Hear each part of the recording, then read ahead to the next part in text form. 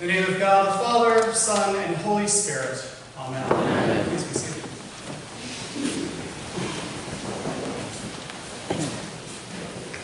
Good morning. Good morning. Out of curiosity, does anybody here ever get angry? Is that an expression everybody knows? It's a combination of hungry and angry. For those of you who might not, it's when you skip a meal or, that part of the day when you're just hungry and grumpy and irritable and just not at your best. And I'll admit that I get angry from time to time. Not right now, but sometimes. But part of me has to suspect that after 40 days and nights in the wilderness fasting, after 40 days in the desert, part of me wonders if Jesus was hangry or grumpy. Today, on the first Sunday of Lent, we hear this story of Jesus going into the wilderness to overcome temptation. And this morning we hear about 3 temptations specifically.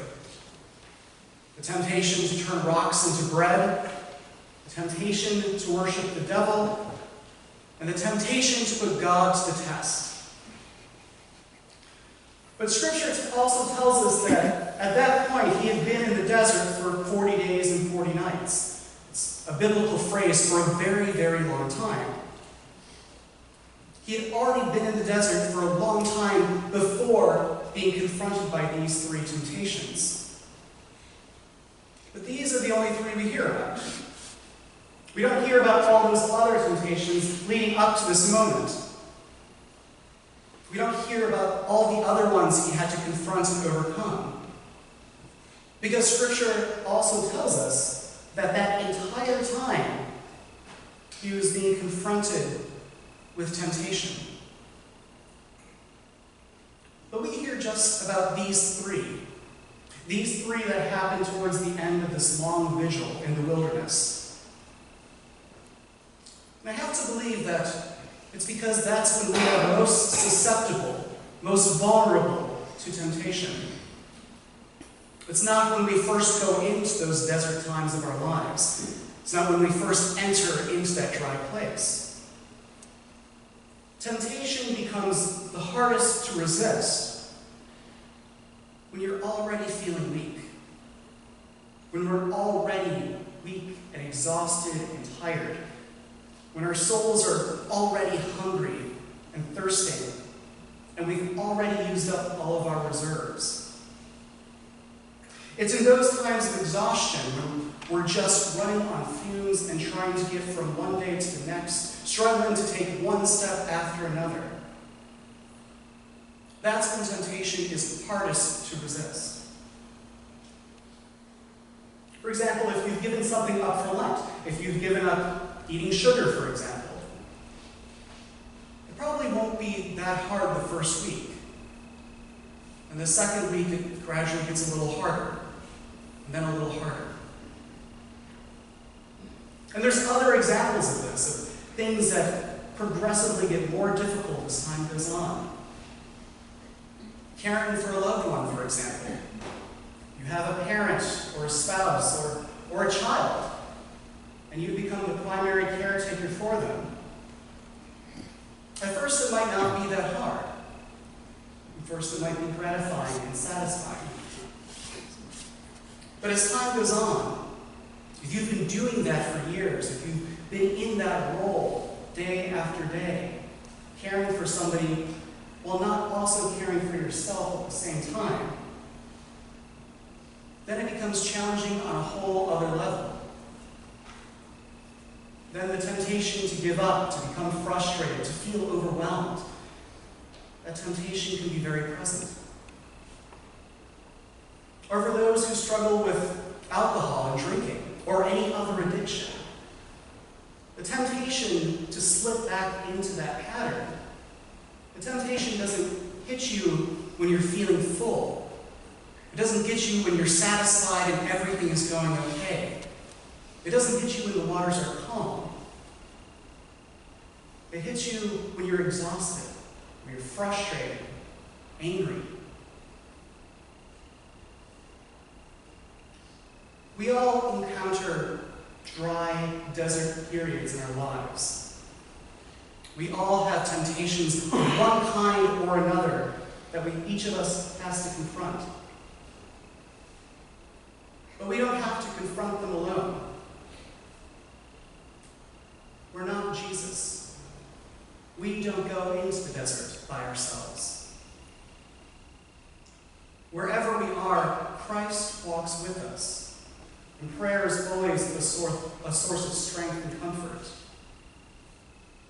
But we also have each other. We are part of church. We are part of a community.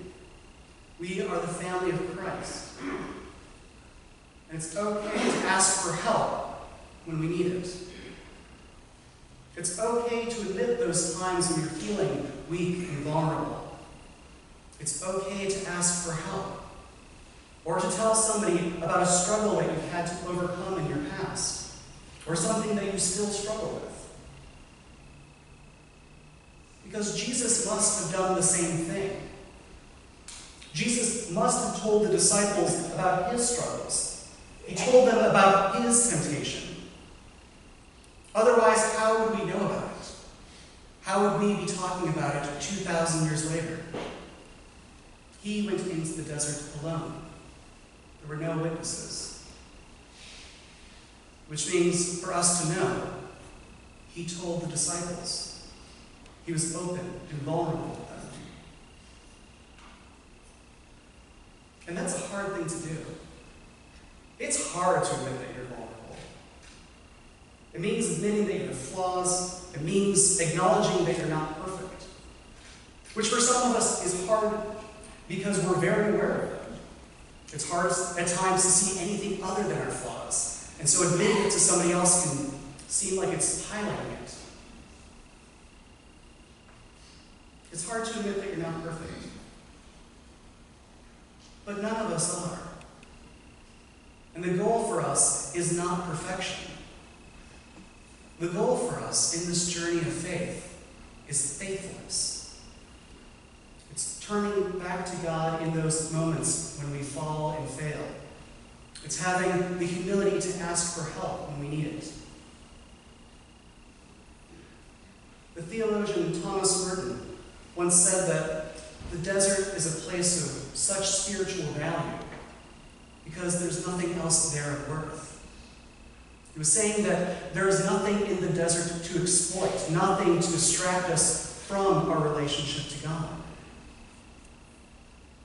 That's why the desert can be such a fruitful place for our souls, because it forces us to pay attention to that which we may have ignored.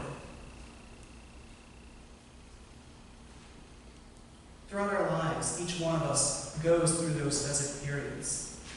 We hit those hard times. It can be hard to know what to do with. Prayer is always a source of strength. Being open and vulnerable to people around you can be another source of strength. And perhaps in those times we can echo the prayer of Thomas Merton. My Lord God, I have no idea where I am going. I do not see the road ahead of me. I cannot know for certain where it will end. Nor do I really know myself. And the fact that I think I'm following your will does not mean that I am actually doing so. But I believe that the desire to please you does in fact please you. And I hope I have that desire in all that I am doing. I hope that I will never do anything apart from that desire.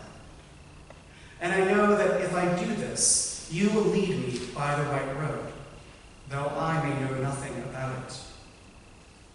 Therefore will I trust you always, though I may seem to be lost and in the shadow of death. I will not fear, for you are ever with me, and you will never leave me to face my perils alone.